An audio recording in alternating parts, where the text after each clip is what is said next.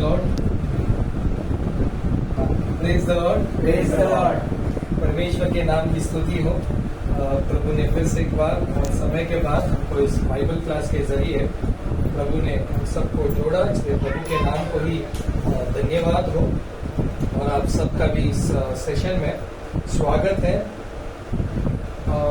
एक टॉपिक था जो हम लोग पिछले 3-4 सेशन से हम लोग देख रहे थे, उसका नाम है एंजल्स, है ना। हम लोग एक्चुअली किंगडम ऑफ गॉड के बारे में देख रहे थे।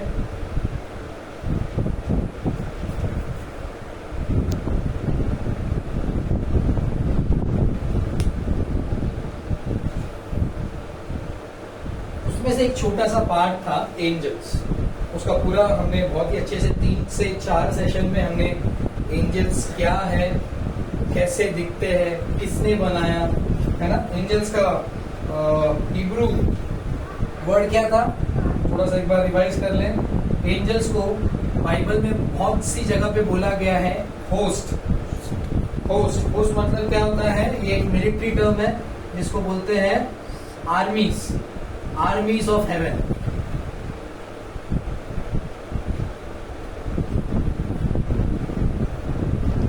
एंजल्स क्या है, मिलिट्री टर्म है, आर्मीज ऑफ हेवन। हिब्रू में आर्मीज या फिर होस्ट भी बोला जाता है। और इसका एक्चुअल हिब्रू वर्ड क्या था, क्या बताया था मैंने, मलाक। बहुत दिनों के बाद हम लोग जुड़े हैं, इसलिए एक छोटा सा रिवीजन हम लोग कर देते हैं। इसको हिब्रू में मलाक बोलते हैं। और इसी को अगर ग्रीक में देखा जाए तो ग्रीक में क्या बोलेंगे इसे,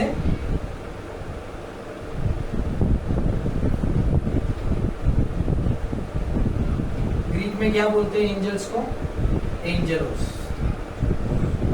ठीक है। तो ये शुरुआती सेशन में हमने देखा था कि एंजल्स वाकई में होते हैं कि नहीं होते हैं तो कब से है ये एंजल्स, है ना। और ये एंजल्स का अर्थ क्या है, ये इनको किसने बनाया है, क्या एक एक करके बनाया है या साथ में बनाया है, ये डिस्ट्रक्ट हुए जाते हैं क्या, मतलब इसको खत्म किया जा सकता है क्या। तो ये सारा हमने फर्स्ट सेशन में हमने देखा था। ठीक है।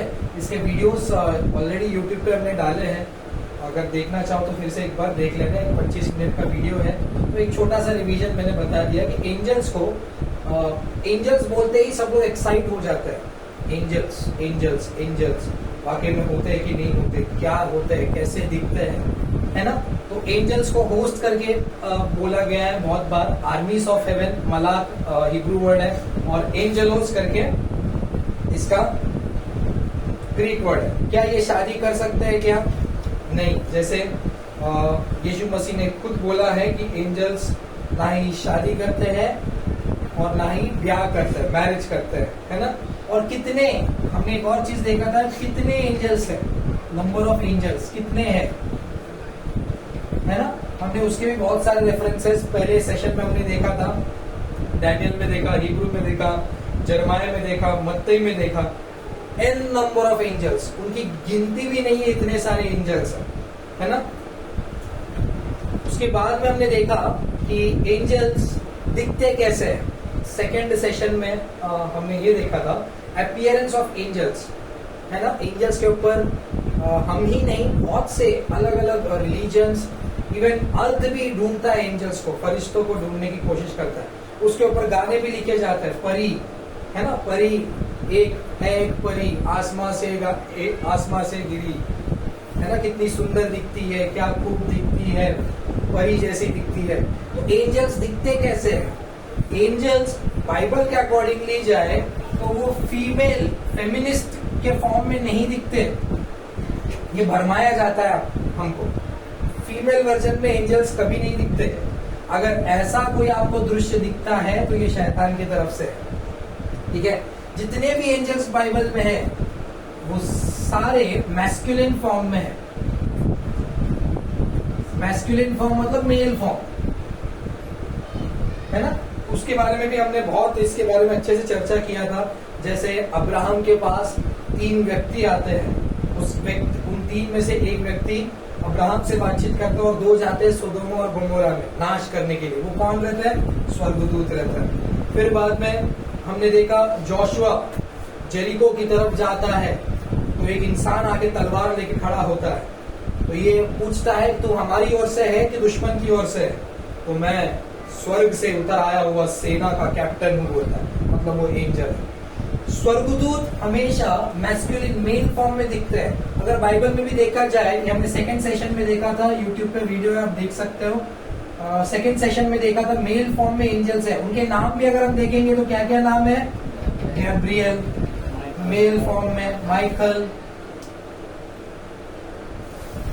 मेल फॉर्म में, इवन लूसीफर भी मेल फॉर्म वाला ही नाम है, इसके फीमेल फॉर्म नहीं है ना। तो ये एंजल्स मैस्कुलिन फॉर्म में रहते हैं। हाँ, आप इधर बैठ सकते हो आपको, ठीक है। ये तो सिर्फ एक रिवीजन है। अभी आज का सेशन थोड़ा सा बहुत ही शॉर्ट में मैं समझाने की कोशिश करूंगा। तो ये सारी चीजें हमने देखा। फिर जैसे यीशु मसीह के टाइम पे भी सब कुछ एंजलिक मिनिस्ट्री था।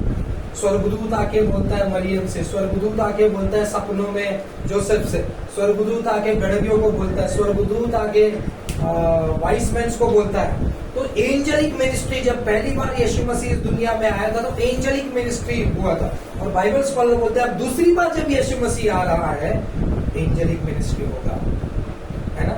इसलिए हमको इसके बारे में स्टडी करना बहुत जरूरी है ताकि हम अंत के दिनों में भरमाए ना जाए। क्यों? क्योंकि हमने ये सेकंड सेशन में हमने देखा था Satan itself wants to transfer into the angel of light. शैतान खुद अंत के दिनों में एंजल ऑफ लाइट के फॉर्म में बनने की कोशिश करेगा, अपने आप को एंजल ऑफ लाइट कहलाने की कोशिश करेगा। एंजल ऑफ लाइट अपने आप को ट्रांसफॉर्म करने की कोशिश करेगा। कौन? सैटन। तो एंजल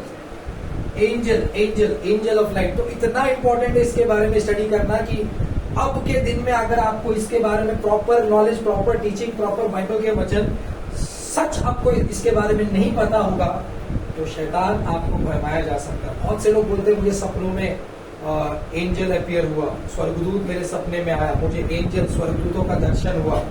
कुछ स्त्रियां आके बोलती है कि एक एंजल आया था, उसने कपड़े बिल्कुल नहीं पहने थे, एकदम वस्त्रहीन था। तो ऐसे भी ड्रीम्स आते हैं लोगों को। तो हमने ये भी देखा था कि जितने भी बाइबल में एंजल्स दिखे हैं उन्होंने प्रॉपर ड्रेसिंग किया है, सर से लेके पैर तक पूरा कपड़ों से ढके हुए रहते हैं। जब यीशु मसीह जहां भी रहते स्वर्ग में तो वो ऊपर जा रहे थे, नीचे फिर से दो स्वर्गदूत खड़े थे और उनका पहनावा दिखा था कि पूरी तरीके से कपड़े पहने थे वो, है ना। उनका ड्रेसिंग पूरे बाइबल में देखा जाए तो एंजल्स प्रॉपर ड्रेसिंग में रहते हैं। एंजल्स मैस्कुलिन फॉर्म में रहेंगे, एंजल्स पूरे ड्रेस पहने रहेंगे और एंजल्स की गिनती, नंबर ऑफ एंजल्स कितने हैं? इन्यूमरेबल, अनकाउंटेबल, है ना। ये भी हमने रेफरेंस टू रेफरेंस देखा था।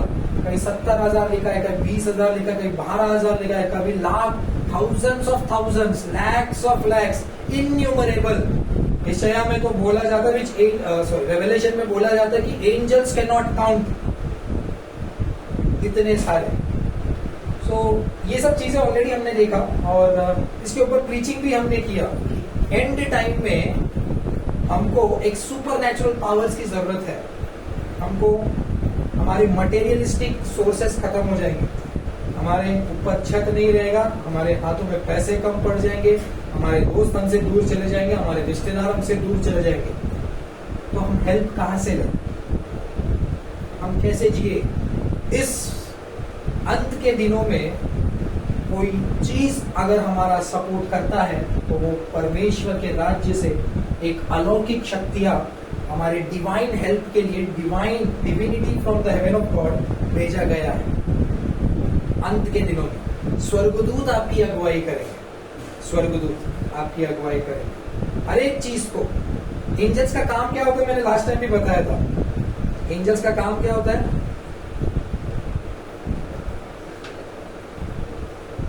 एंजल्स का काम क्या होता है? मैसेज को लेके आना, और जो भी प्रार्थना करते हो वो प्रार्थना का उत्तर लेके आना, वर्ड को लेके आना एंड आंसर्स को लेके आना and they are here for our protection, है ना। इसको सर्विंग मिनिस्ट्रिंग भी बोलते हैं। हमारी सेवकाई के लिए मिनिस्ट्रिंग एंजल्स दिए गए हैं। तो ये सब चीजें हमने ऑलरेडी हमने देखा है। आप वीडियो नंबर 1, 2, 3 तीनों पार्ट्स में बहुत ही डिटेल में एक्सप्लेन किए। यहाँ तो मैंने बस एक रफ आइडिया दिया कि अब तक हमने किया क्या है ना। तो आज एकदम थोड़ा सा एक्चुअली हमारा टॉपिक ये खत्म हो चुका था, लेकिन कुछ डाउट्स आए थे, बहुत ही अच्छा डीप डाउट्स है वो। तो उस डाउट्स को एंजल्स के विद रिस्पेक्ट में हम लोग आज देखने जाएंगे कि ये सन्स ऑफ गॉड क्या होता है ना। Sons of God and daughters of man. तो आज का सेशन हम लोग देखने जाएंगे कि ये sons of God and daughters of man क्या होता है। उसके पहले हम लोग ये देखते हैं कि एंजल्स को किसने बनाया? परमेश्वर ने। God created angels. कब बनाया?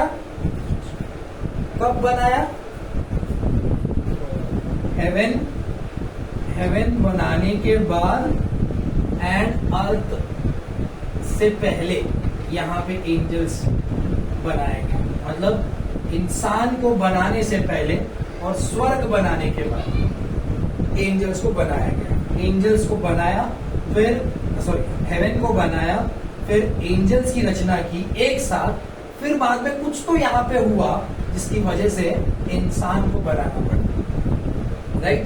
तो गॉड क्रिएटेड एंजल्स। उसके बाद क्या होता है? God created angels. उसके बाद क्या होता है? उसके बाद क्या होता है कि 1/3 ऑफ एंजल्स, ये भी हमने देखा, 1/3 ऑफ एंजल्स शैतान डिसीव करता है और अपनी तरफ लेके जाता है। उनको बोलते हैं फॉलन एंजल्स, ठीक है। शैतान अपनी तरफ करके लेके जाता है, उनको बोलते हैं फॉलन एंजल्स। ये हम लोग देखते हैं revelation 12th chapter 4th verse, ठीक है। कोई निकालेगा? Revelation 12th chapter 4th verse. 1/3 angels Satan अपने तरफ लेके जाता है। उसकी पूंछ ने आकाश के तारों की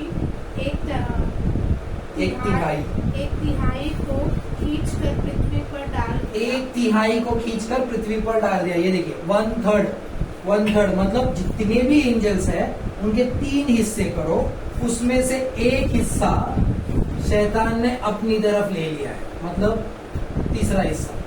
लेकिन अभी भी परमेश्वर का धन्यवाद हो, ये 2 हिस्से परमेश्वर की तरफ है। आमीन। तो प्रभु का धन्यवाद हो। अब क्या होता है? जैसे बाइबल बोलता है उसी को इंटरप्रेट करने की कोशिश करते हैं। परमेश्वर ने एंजल्स को बनाया, उसमें से 1/3 एंजल्स सैटर्न की तरफ चले गए। अब क्या होता है? उसमें से जो ये पर्सन है, एंजल्स का जो रूलर है, उसको घमंड आ गया। ये हम सब बचपन से पढ़ते जा रहे हैं, जिसका नाम है लूसीफर। लूसीफर को घमंड आ गया। वो भी एक एंजल था, वो भी एक परमेश्वर का सृष्टि किया हुआ एक एंजल ही था। तो उसको घमंड आ गया। उसने बोला कि मैं भी परमेश्वर के सिंहासन पर बैठूंगा, ठीक है।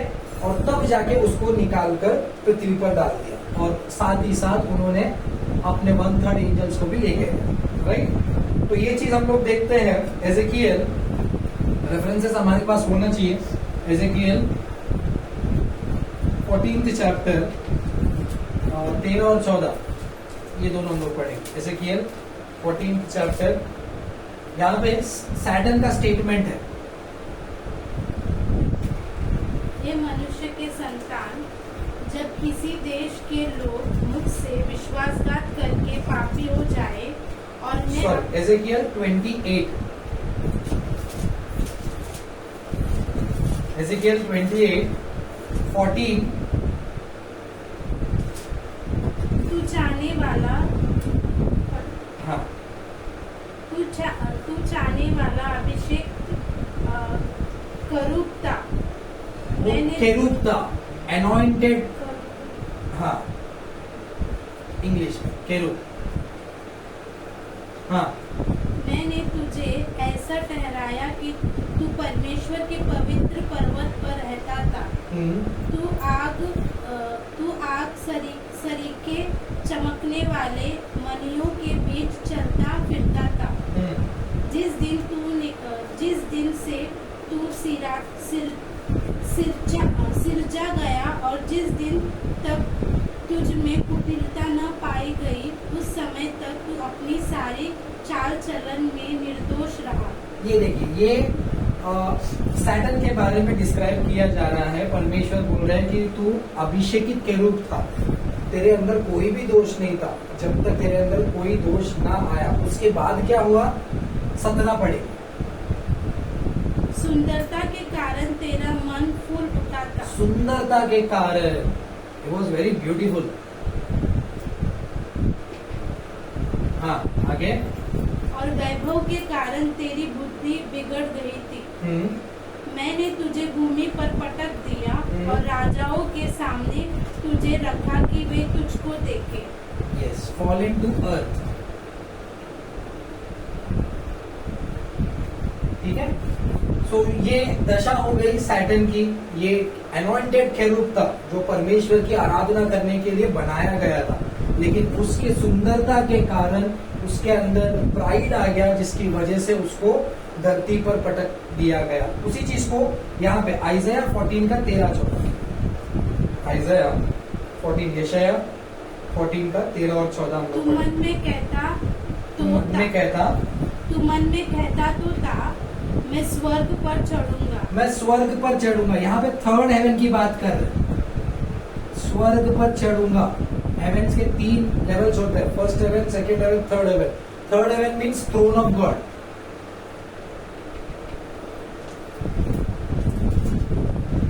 हाँ, मैं अपने सिंहासन को ईश्वर के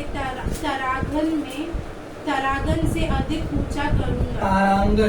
तारांगन, स्टार्स ऑफ गॉड। यहाँ पे स्टार्स ऑफ गॉड के बारे में लिखा है, स्टार्स ऑफ गॉड से भी मैं ऊंचा करूंगा। मतलब स्टार्स कौन है यहाँ पे, बाइबल बोलता है, क्लियरली बोलता है स्टार। स्टार्स का मतलब, अभी हम लोग स्टार्स देखते हैं ऊपर, उसको नाम दिया हमने स्टार्स करके। स्टार्स को बाइबल क्या बोलता है,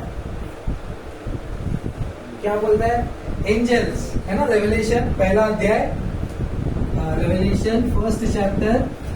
बाइबल को कोई एक्सप्लेन कर सकता है तो वो बाइबल ही है, राइट। यहाँ पे स्टार्स ऑफ गॉड से भी ऊपर चढ़ूंगा करके यहाँ पे सैटन बोल रहा है।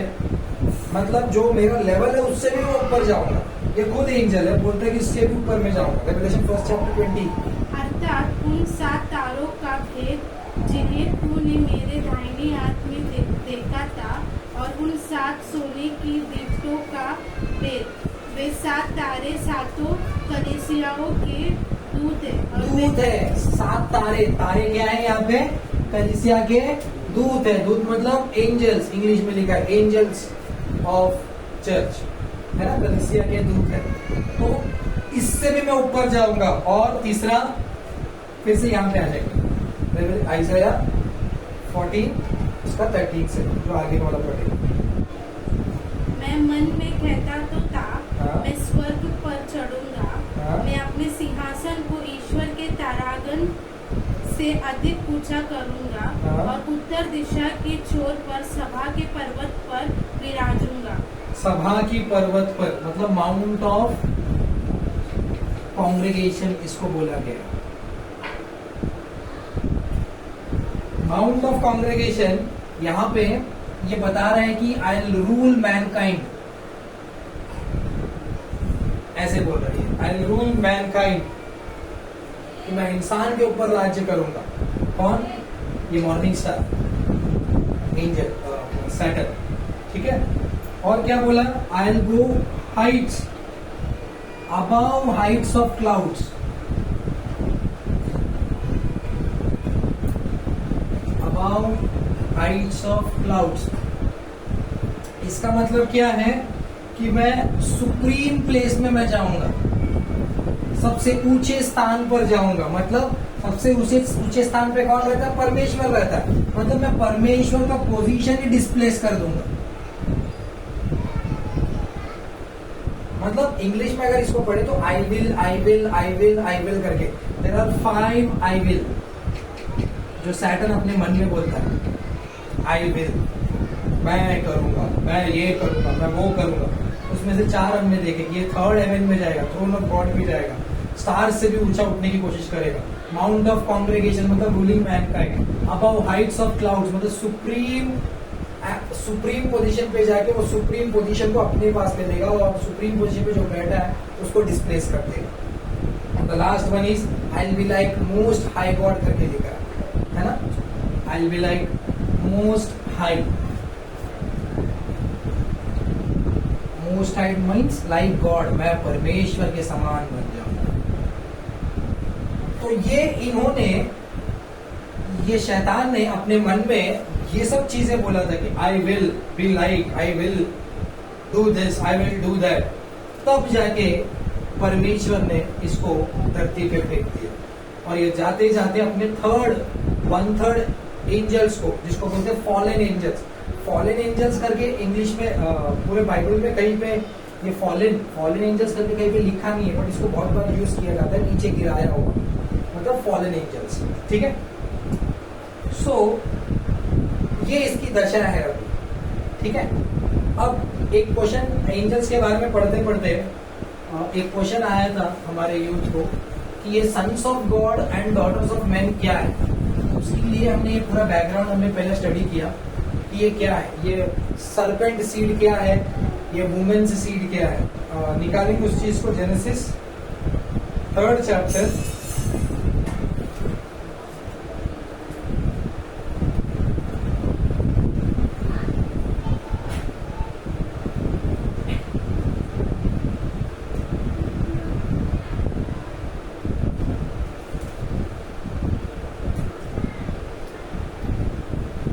15 से पढ़ेंगे।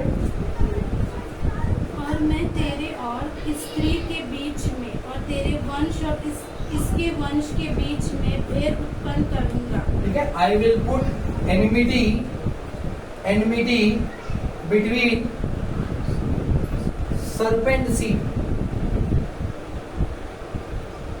serpent seed and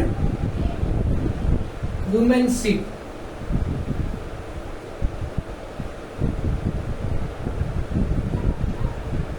ठीक है, I will put enmity between serpent seed and woman's seed.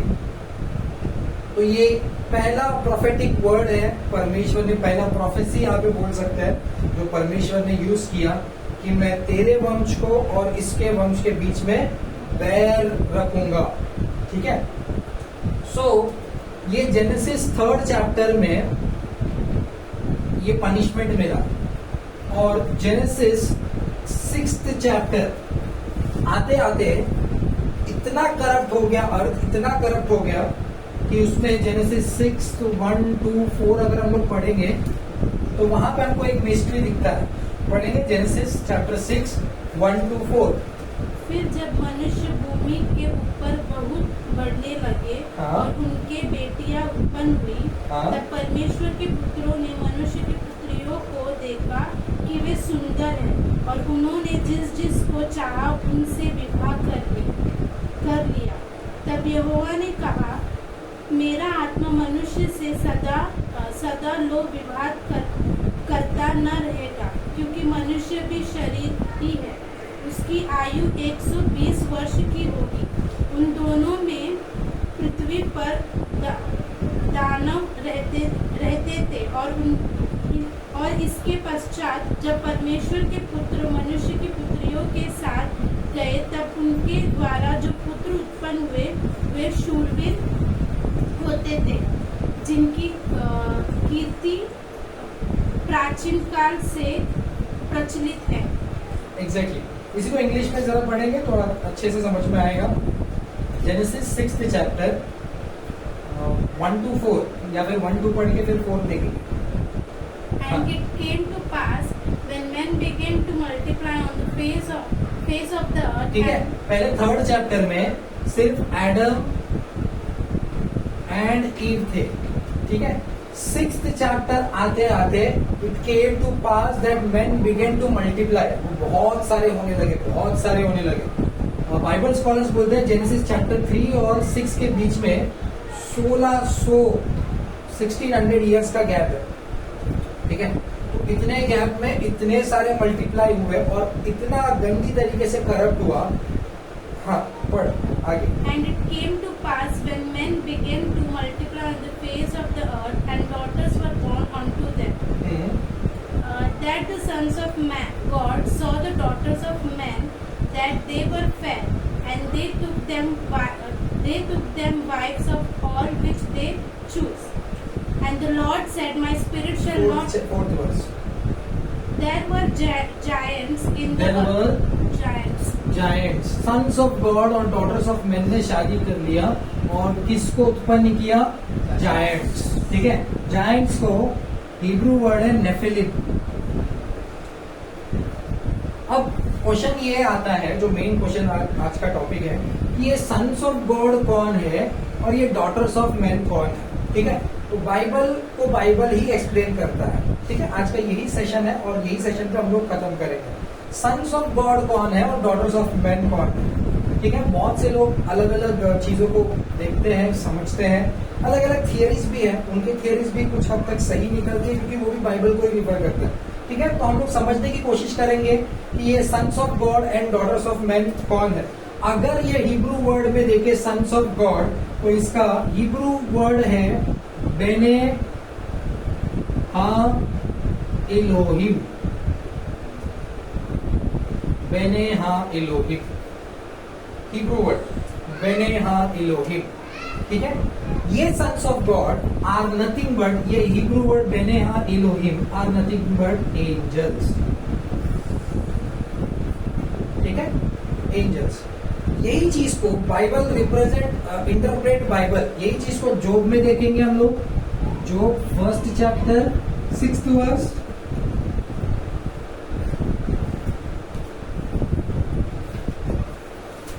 English में पढ़ो। जोब 1st चैप्टर 6th वर्स, जोब 1st चैप्टर 6th वर्स, उसका 2nd चैप्टर 1st वर्स, उसका 38 chapter 7th verse, 1st chapter. 6th verse. Now there was a day when the sons of God came to present themselves. वहां पे परमेश्वर के राज्य में sons of God आए, sons of God, वहां पे भी यही वर्ड यूज किया गया, बेने हा एलोहिम, ठीक है।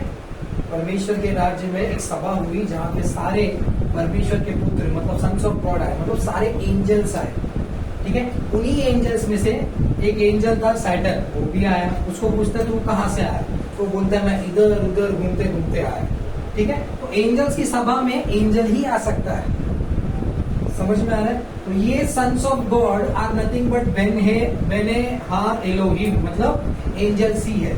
और वही वर्ड हम लोग यहाँ पे भी देखेंगे 2nd चैप्टर 1st वर्स में। Again there was a day when the sons of God sons of God came to present themselves before the Lord, and Satan came also. वहाँ पे भी सेम चीज होती है, सेम सभा फिर से आयोजित होती है और फिर से शैतान वहाँ पे आ जाता है। सेम वर्ड यूज किया गया, बेने हा एलोहिम, समझ में आ रहा है। अब 38 का 7, जल्दी जल्दी, बेने हा एलोहिम पढ़िए, जिसको मिला वो पढ़िए। जो 38 उसका 7 हो। जबकि भोर के तारे एक संग आनंद से गाते थे और परमेश्वर के सब पुत्र जय जयकार करते, परमेश्वर के सब पुत्र जय जयकार करते थे। यहाँ पे बेने हा एलोहिम, समझ में आ रहा है। मतलब जहां जहां पे ये वर्ड यूज किया गया है, इट रिप्रेजेंट्स एंजल्स ओनली, जिसको परमेश्वर ने बनाया है वो परमेश्वर के पुत्र कहलाते हैं, ठीक है। तो bene ha Elohim are nothing but sons of God, मतलब यहाँ पे गलत काम हो रहा है। क्या गलत काम हो रहा है कि एंजल्स, स्वर्ग से उतर आए हुए एंजल्स, ये कौन एंजल्स है? ये वही 1/3 एंजल्स है, 1 2, ये 3rd वाले एंजल्स है जो गलत काम कर रहे हैं और वो आके डॉटर्स ऑफ मेन के अंदर जा रहे हैं, शारीरिक संबंध उनके साथ कर रहे हैं, और उनसे पैदा हुआ वंश बड़े बड़े राक्षस, बड़े बड़े दानव थे। इसलिए माइथोलॉजी, अब ये इंडिया की बात नहीं, अलग अलग जगहों की भी बात करें, बड़े बड़े देवताओं की पूजा करते हैं, बड़े बड़े राक्षसों की पूजा करते हैं। ये कौन थे? ये वही जायंट्स थे। जब परमेश्वर के पुत्र मतलब एंजल्स इंसान के साथ संबंध करते हैं तो ऐसे दानव पैदा करते हैं, जायंट्स, नेफिलिम्स। और बाइबल में वहां पे लिखा गया 5th verse, 6th chapter 5th verse में लिखा गया कि वो नोहा से पहले भी थे और बाद में भी थे, बाद में भी थे। फ्लड आया, फ्लड ने सारे जायंट्स को मिटा दिया, बाद में भी थे। Best example Goliath, best example Goliath. Goliath कौन था? नेफिलिम, जायंट था, इतना बड़ा इंसान था, उसका मेजरमेंट भी दिया है।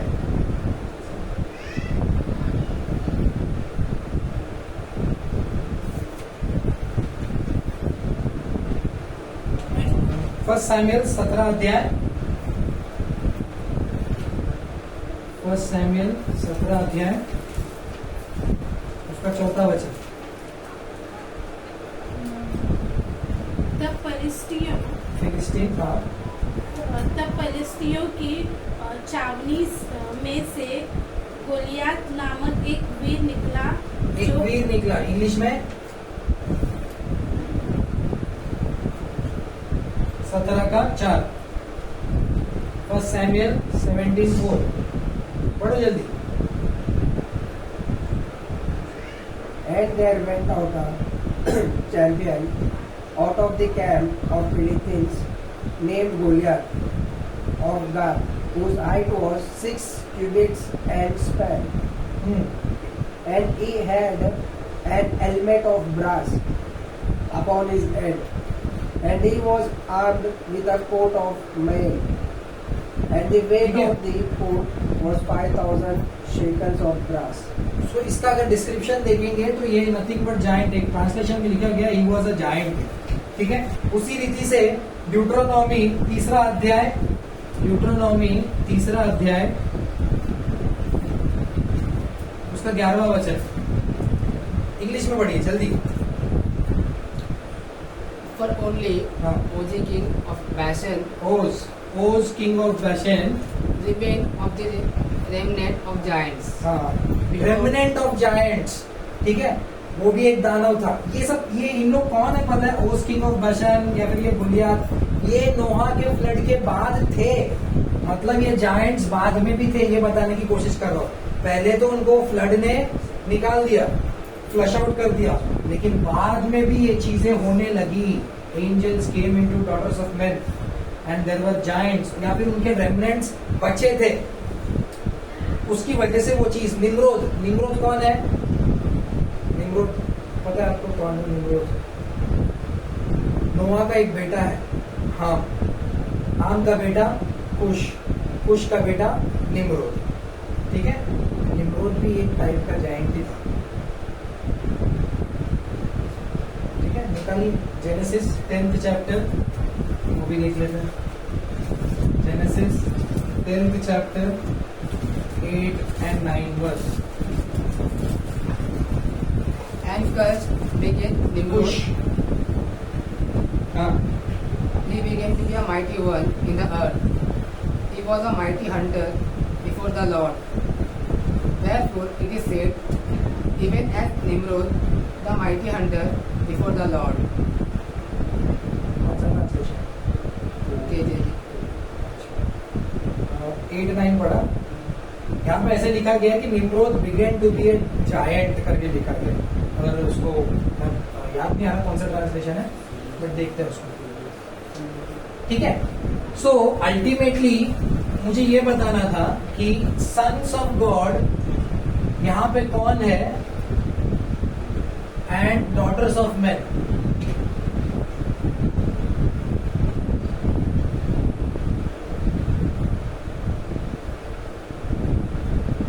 ये दोनों से पैदा हुए जायंट्स। जायंट्स इसका हिब्रू वर्ड है नेफिलिम, नेफिलिम, ठीक है, नेफिलिम या फिर बहुत बार ओल्ड टेस्टमेंट में इनको और दूसरे नाम से जाना गया है,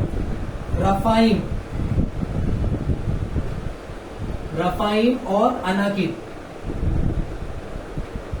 ये सब जायंट्स ही थे। जब 2 जासूसों को भेजा गया था जेरिको में, तो वो लोग डर के आ गए कि उनको देखता हो तो उनके नजरों में हम घास के समान है। तो वाकई में वो इतने बड़े बड़े थे, तो वो सब जायंट्स थे। ठीक है, तो रफाइम, अनाकिम, ये ओल्ड टेस्टमेंट में बहुत बार यूज किया गया ये वर्ड्स को। ठीक है, तो वो ह्यूमन टू ह्यूमन से पैदा नहीं होते जायंट्स, ये चीज याद रखिएगा। ये एंजल्स है और ये डॉटर्स ऑफ मेंस है, जिसकी वजह से ये अजीब तरीके के प्राणी पैदा हुए, जिनको हम लोग जैसे बाइबल बोला जाता है जायंट। ठीक है, सो नेफिलिम का एक्चुअल मीनिंग अगर देखा जाए तो इसको बोलते हैं टू फॉल, मतलब फॉलन एंजल्स, टू फॉल। या फिर इसी का वर्ड है नफाल मतलब टू फॉल या फिर फॉलन वंस, गिरे हुए लोग, ऊपर से गिरे हुए लोग, मतलब एंजल्स, जो फॉलन एंजल्स आए, डॉटर्स ऑफ मेंस के साथ शादी किया और उनसे जो बच्चे पैदा हुए वो जायंट्स थे।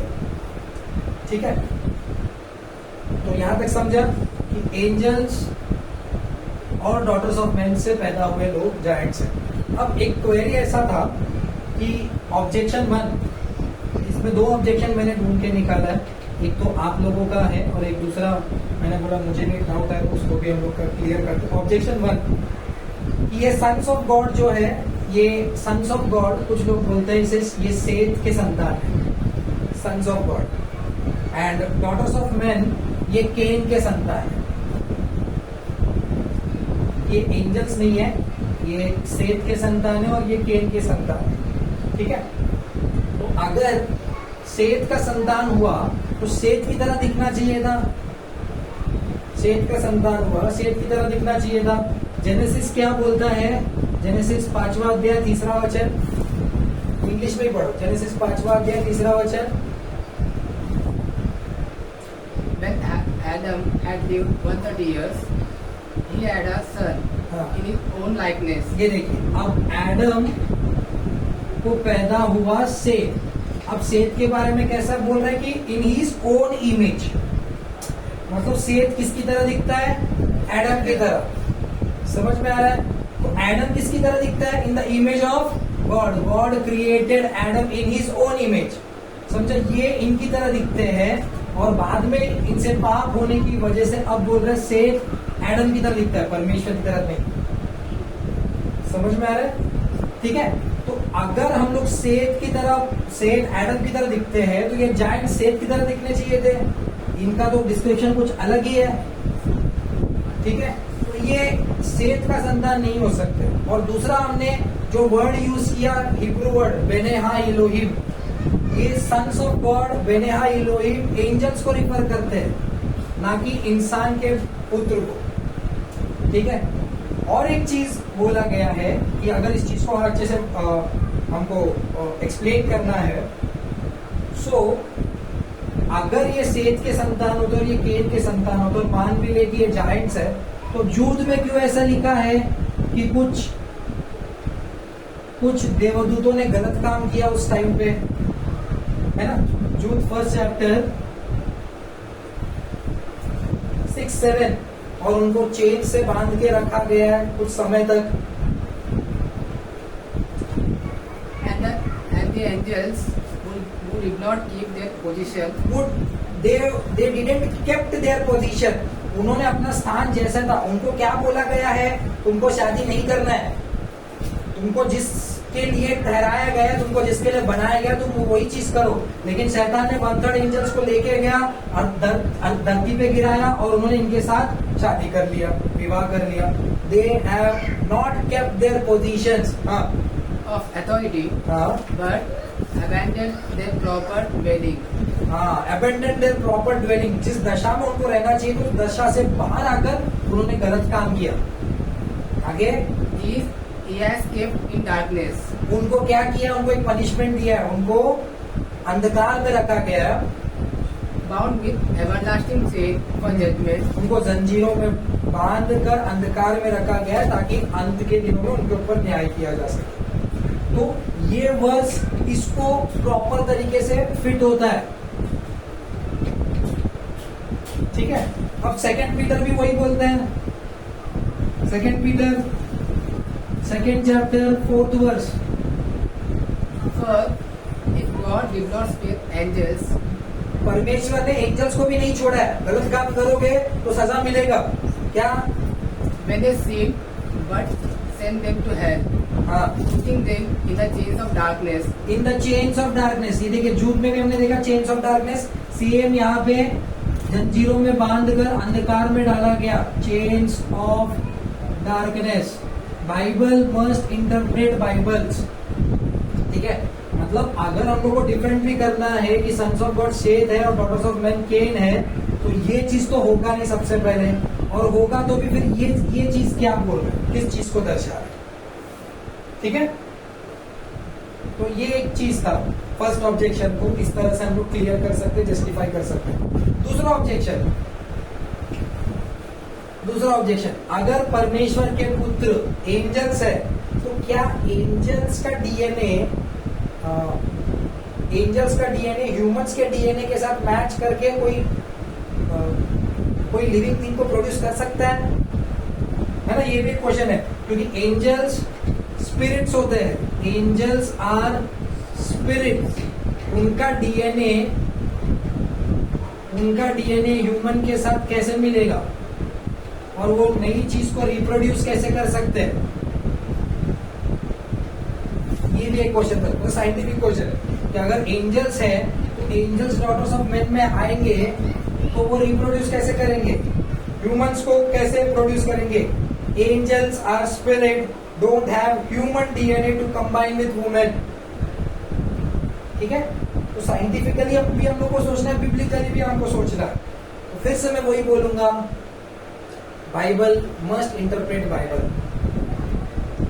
निकालिए, हमने सेकंड सेशन में देखा था कि एंजल्स कैसे दिखते हैं, मैस्कुलिन फॉर्म में दिखते हैं, मतलब उनका नेचर मैन वाला नेचर है, और वो इस धरती पे जब जब दिखे हैं ना, पुरुष के समान दिखे हैं। बहुत से एग्जाम्पल्स भी हमने दिए थे। जंगल में एक लड़की जा रही थी, उसको 4 लड़कों ने पकड़ा, तो जैसे उसने फिदर्स करके बोला, 7-8 लड़के जमा हो गए बॉडी बिल्डर्स, और वो 4 लड़के भाग गए। वो 7-8 body builders are nothing but angels. तो एंजल्स के पास एक ऐसा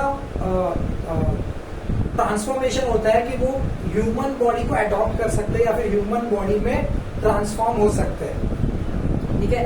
ये बाइबल से ही हम लोग देखते हैं। निकालिए डैनियल 9th चैप्टर,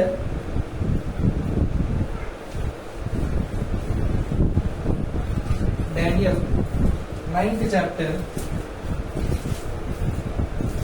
21 वर्स। जल्दी ये बस मैं बता रहा हूँ कि एंजल्स मैन फॉर्म में दिखते हैं। While I was still in prayer, हाँ, Gabriel, the man I had seen in the earlier ये देखिए vision, गैब्रियल को बोला है, Gabriel the man, the man, ठीक है। जल्दी निकालिए दूसरा, लूक, नहीं ये तो बड़ा हो जाएगा ना, जेनेसिस मैं बता देता हूँ, चलो लूक का रेफरेंस बता देता हूँ। 1 का 11 से लेके 20 तक हम लोग देखते हैं। तो लूक फर्स्ट चैप्टर में क्या है, पूरा जेनेलॉजी यीशु मसीह का बर्थ के बारे में लिखा है। वहां पे स्वर्गदूत किस तरह से डिस्क्राइब हुआ है, मैन के फॉर्म में। वही गैब्रियल आता है यहाँ पे मैन के फॉर्म में, मतलब एक मेल फॉर्म में एंजल्स दिखा गया, मतलब ह्यूमन बॉडी के फॉर्म में दिखा गया है।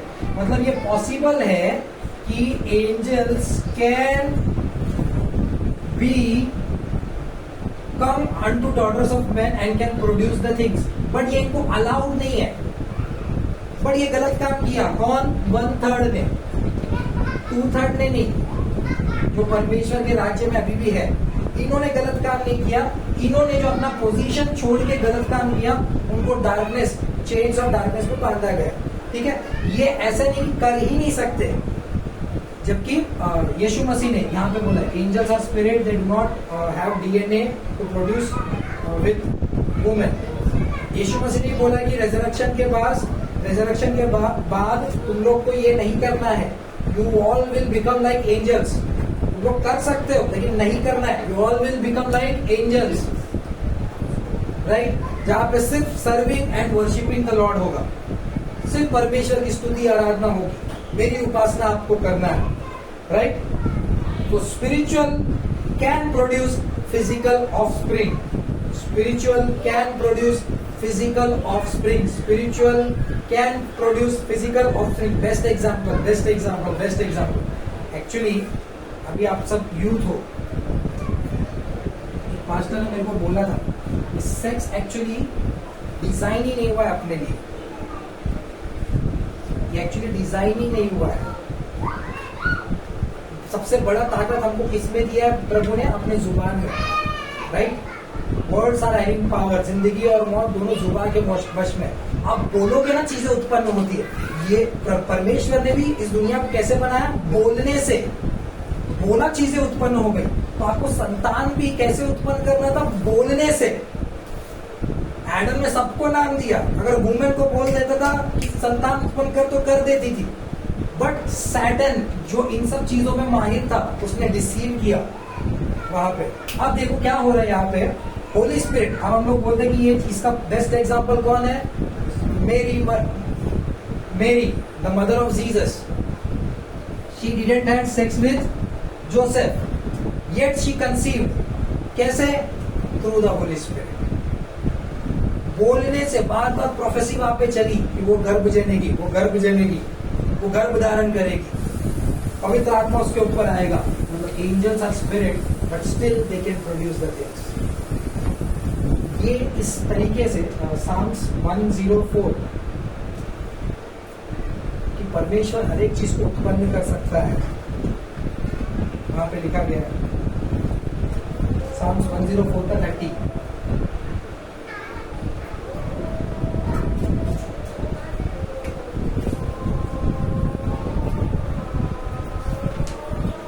When you send your spirit, they are created. When you send your spirit, they are created. मतलब कोई भी चीज को उत्पन्न करने के लिए क्या चाहिए? आत्मा चाहिए। समझ में आ रहा है? When you send your spirit, they are created. और सेंड कैसे करना है? बोलने से। This is actual designing system of the Almighty. तो हम लोग अभी भी जिसको भी संतान नहीं है ना, तो हम लोग क्या करते हैं? उनके ऊपर बार बार प्रोफेसी करते हैं, गलत बोलने से अच्छा अच्छी चीजें उनकी जिंदगी में उत्पन्न करते हैं, ताकि बोलने से when you send your spirit, they are created. समझ में आ रहा है?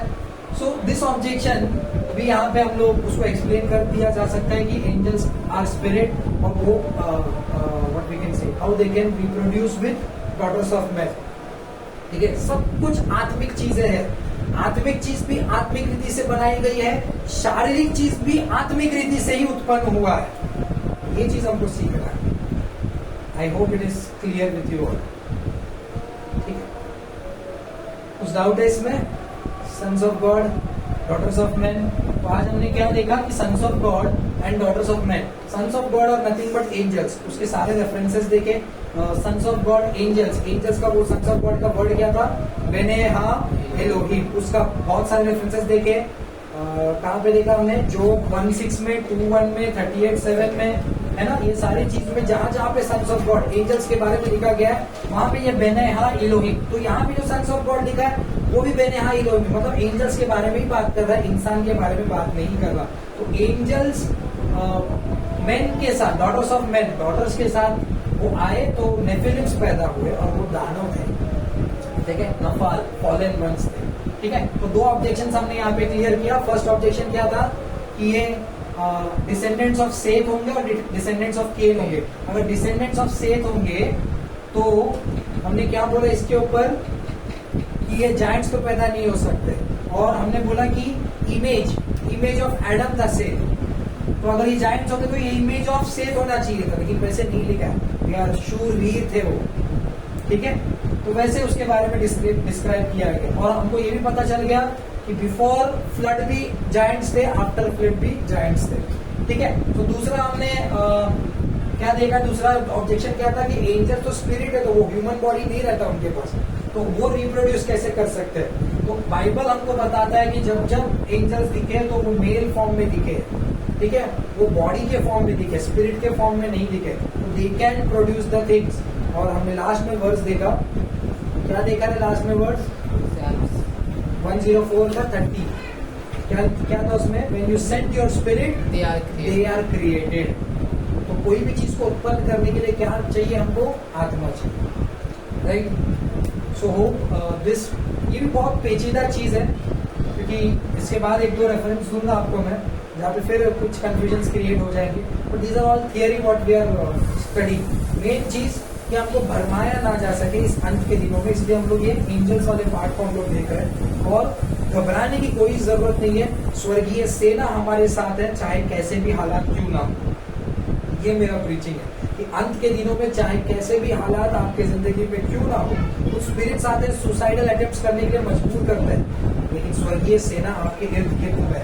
आपको घबराने की जरूरत नहीं है, आपको बस वचन को क्लेम करना है। They are sent, spirits are sent and they are created, right. आइए हम सब प्रार्थना। हमारे पिता परमेश्वर, आपके नाम को धन्यवाद देते हैं अब्बा, कि फिर से अब्बा ये सुंदर सा समय हमारे जिंदगी में आपने उत्पन्न किया प्रभु जी। आपका विवेक से प्रभु जी, आपके ज्ञान और बुद्धि से प्रभु जी, आपके वचनों को समझने का ज्ञान दिया, इसलिए आपके नाम को धन्यवाद करते हैं प्रभु जी। प्रभु जी, इस बाइबल स्टडी को आप ब्लेस कीजिए प्रभु जी, अनेकों लोगों तक लेके चलिए प्रभु जी, और सही शिक्षा प्रभु जी जो आप चाहते हो राजा कि आपके बच्चे सीखें, वो शिक्षा हमें दीजिए प्रभु जी, हमें सिखाइए प्रभु जी। हमसे कोई गलती हो गई हो तो प्रभु जी हमें सुधारिए राजा, आपकी आत्मा के जरिए प्रभु जी, और हमें प्रभु जी करेक्ट कीजिए, एडिफाई कीजिए, ताकि हम अपने आप को प्रभु जी आपके प्रशिक्षण में, आपके वचन में प्रभु जी बेहतरीन तरीके से सीख कर प्रभु जी, समझ कर प्रभु जी, उसके ऊपर खड़े होकर प्रभु जी आपके आगमन का इंतजार कर सके। सहायता करने के लिए धन्यवाद होगा। आए हुए सबों को प्रभु जी आपके उपस्थिति में सौंपते हैं प्रभु जी। आने वाले दिनों में प्रभु जी ये प्रभु जी आपकी ओर से आए हुए महान शूरवीर बनने पाए प्रभु जी, और शैतानी ताकतों के ऊपर विजय पाने पाए, शैतानी हमलों के ऊपर विजय पाने पाए प्रभु जी। आने वाले दिनों में प्रभु जी ये बड़े महायोद्धा बन के प्रभु जी, प्रार्थना की भूख, एक अच्छे प्रचारक बन के प्रभु जी, आत्मिक रीति से प्रभु जी आपकी सेवकाई ठहर करने पाए प्रभु जी, आराधना में, प्रार्थना में, वचन बांटने में, और जितने भी नाश हो रहे आत्माएं राजा जिनको आपने चुना है प्रभु जी, उन तक प्रभु जी ये अच्छा पैगाम कि स्वर्गीय ताकतें हमारे साथ है, हमारा राजा हमारे साथ है, ये पैगाम हम औरों तक लेके जाने पाए। सहायता करने के लिए धन्यवाद है, मदद करने के लिए धन्यवाद। इस तमाम बातें आपके हुजूरी में रखते हुए प्रभु, ये छोटी सी प्रार्थना मेरे उद्धारकर्ता शीघ्र आने वाले नाज़री यीशु के नाम से मांगते हैं प्रभु, पिता परमेश्वर, आमीन। अनुग्रह, परमेश्वर का प्रेम, पवित्र आत्मा की संगति हम सबके साथ उसके आगमन तक सदा बने, आमीन।